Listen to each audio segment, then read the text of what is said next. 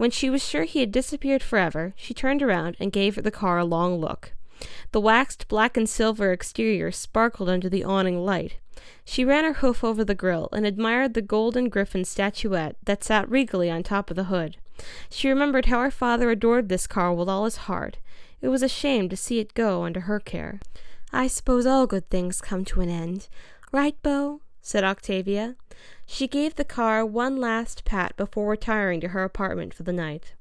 A light drizzle began to fall as she made her way up the stairs to her door. She gave the car one more look.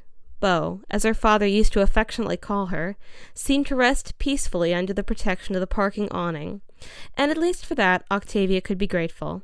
That some pony like her mechanic understood enough to put the old girl to her place gave the cold musician a warm feeling.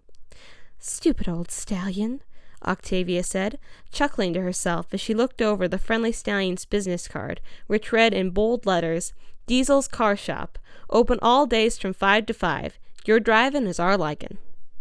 Surely he was being polite when he said he was happy where he was.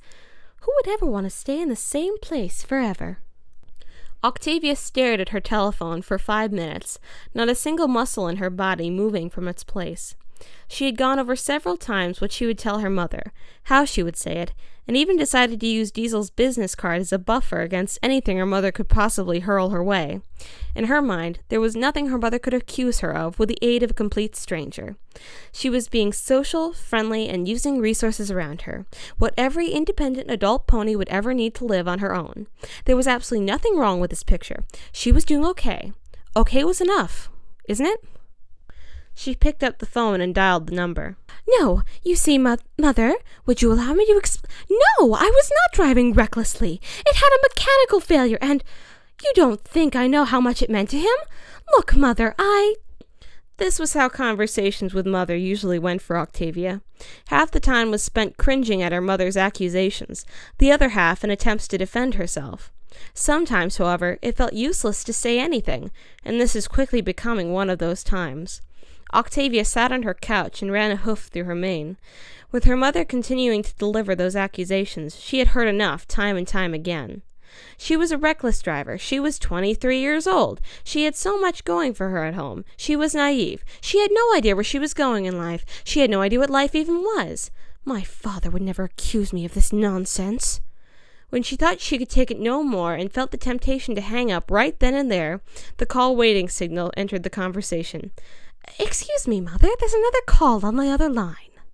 Octavia pressed the flash button, relieved to give her ears and heart a rest, hoping that whoever was on the other line would bring a ray of happiness and joy to her otherwise stormy day. As soon as she greeted her mystery caller, the gruff and pompous voice on the other line sent her hopes in a downward spiral. This time, she was tempted to yank the telephone out of its socket and cast it out the window into the pouring rain.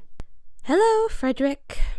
"Octavia, I do believe it was you I saw in your car out in the middle of the road causing quite a stir. I couldn't help but cover my precious ears, hoping the sheer amount of horn blast wouldn't damage them." "That's because my car experienced a mechanical failure as I was driving. What else could I have done? And why couldn't you have helped me? It was quite the hassle pushing my car to the side of the street, you know." "Well now, let's not be rash, my dear Octavia. I simply could not allow my brilliance to be muddled with the vehicular concerns of other ponies. Besides, it seems that you've made it home, so you don't even require my assistance. Anyway, more to the main point of concern. I wanted to let you know that we've moved rehearsals from the afternoons to the mornings, right after breakfast, to facilitate every pony's schedules, especially mine, since I do have other things to attend to." "What?" cried Octavia. "You know I have appointments in the mornings. How could you guys have changed the schedule without asking my opinion?" "Well, I think it's obvious as to why. You're simply unreachable at the moment." "I was having car problems, far beyond my scope of influence. How am I supposed to even get there now? I have no means of transportation." "Oh, I'm sure you'll find a way. You're quite the player in our quartet." Octavia could feel her mane catch fire. "Why, you detestable maggot! I am the quartet!" Now, let's not get our bow tie in a flurry. So, don't miss rehearsal tomorrow, 9 sharp. Ta-ta!" Before Octavia could give Frederick another piece of her mind, the pianist ended the conversation with a pompous plunk of the receiver. Octavia, filled with rage and fury, slammed her end of the phone onto the phone dock and yet let out a frustrated yell. She always knew that the members of the orchestral quartet could be difficult at times, but this brought it to a new level. They knew of her needs, and to blatantly change the schedule as they did without letting her know was like a slap, spit, and stab to the face. As she rubbed her hooves over her tired face, she realized she had forgotten about her mother, who was impatiently waiting on the other line. Octavia quickly picked up the receiver and furiously dialed her mother's number into the pad, relieved to hear the phone being picked up on the other line. Mother, I'm terribly sorry. I forgot. No, Mother, please don't miss it. Mother, no! Don't think... Of course, I love you. You and Dad. It's just... No, don't say that, Mother!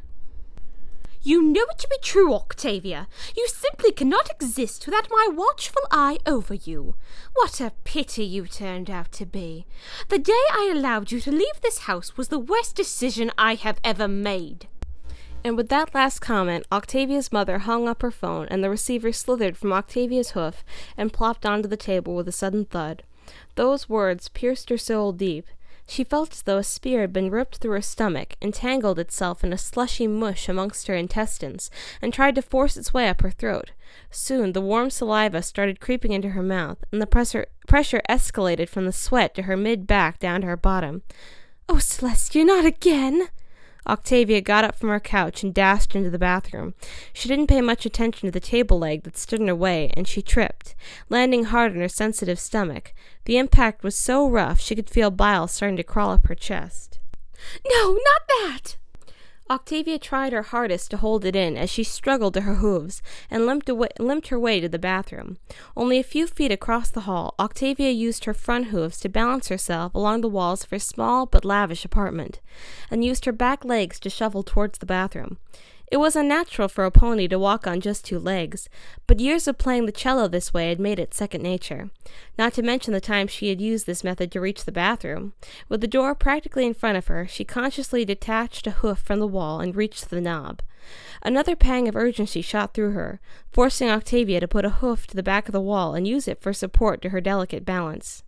As she waited for the shot of urgency to subside, she could hear her mother's last words. The day I allowed you to leave this house was the worst decision I have ever made. No, it wasn't, Mother. Damn it, I can't make it. Blocking out any thoughts she'd had, Octavia used all of her willpower to reach once again for the door. She could already taste the bitter bile as she twisted the knob with her shaking hoof. Alas, when the door inched open, she leapt inside, ducked her head, and relieved all her body of her troubles. When she was sure everything was out, Octavia washed her mouth of the bitter taste and trudged to the living room. She plopped her tired body onto the couch and stared blankly up at the ceiling. The doubts started to creep back into her mind as the afterpain bludgeoned her stomach. Grabbing at her side, Octavia tipped to one side and began to weep softly. Suddenly her phone rang, causing her to jump from her place on the couch. Octavia reached for the receiver and brought it up to her moist face. "Hello?" Octavia, how are y'all doing tonight? Said a friendly voice. "Oh my, Doctor, I completely forgot about our weekly call." It's all right, sweetheart. So, how are things going for you? "Not good, Doctor. I just threw up, and it hurt." She began to tear up again. Oh, really? "I thought it would never stop. I was so scared, Doctor. I just don't know if it would stop or not, but it did. So it's okay, I guess." No, it's not, Octavia. The doctor's tone of voice became serious. "What do you mean?" Octavia, I think you need to come in a little earlier tomorrow than usual. I think we need to work some things through a little deeper. It sounds like something's really got you worked up tonight, am I right? "You could say that," she replied, shuddering at the remembrance of the conversation with her mother. Okay then, how's about y'all come in at 8? "I can't, Doctor. I have practice in the morning. They changed the schedule. It's all mornings now."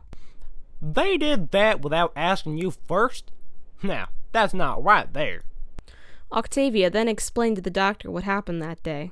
Well, even so, they had no right to change the schedule without speaking to you first. I mean, you're the whole quartet anyhow. Octavia just smiled on the other line.